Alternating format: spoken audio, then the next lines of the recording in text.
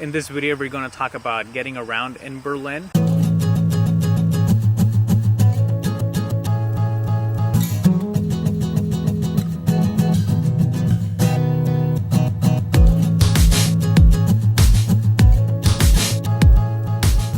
For my trip to Berlin, I took the airline from Baltimore called Condor Airlines, which took me to Frankfurt. This is a discount airline which is operated by Thomas Cook. I think that's the airline.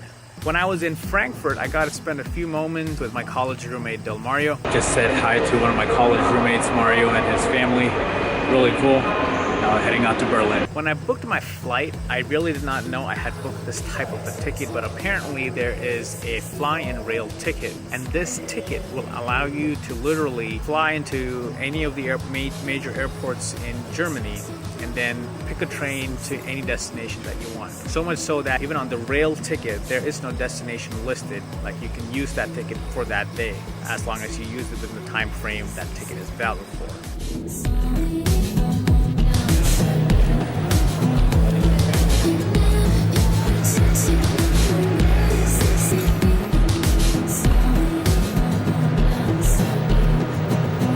The train that I took ended up being one of the fastest train rides that I've taken in my entire life. The train though was so crowded because it was the weekend and I really didn't get to get a seat. I ended up sitting on the floor between the train cars, which made for a really great adventure experience. And the nice thing about taking the train, it takes you directly to the city center. If you fly into Berlin and fly into Tegel Airport, there are no trains that go to Tegel Airport. If you're choosing public transportation, you'll have to take the bus. Other airport, there is a train, and again, that will take you directly to the city center. From my experience and what I've talked with other people in Berlin, Tegel Airport, I think, is one of the fastest to get in and out of, especially like if you're going on a business trip, just by the nature of the design. I think they have very efficiently managed it. It's overcrowded, don't get me wrong, but I think there's an efficient management of the space that allows you to go quickly from where you check in your luggage and get into the airplane. The distance is really short. If you're planning to use the public transportation to get around Berlin, I highly recommend getting the Berlin welcome card. This gives you a little bit of a discount if you're trying to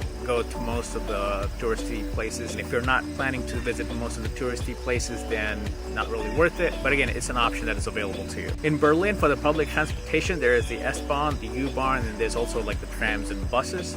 All of them are managed by slightly different companies, but you can use the same ticket to go between the regional transportation and the city transportation.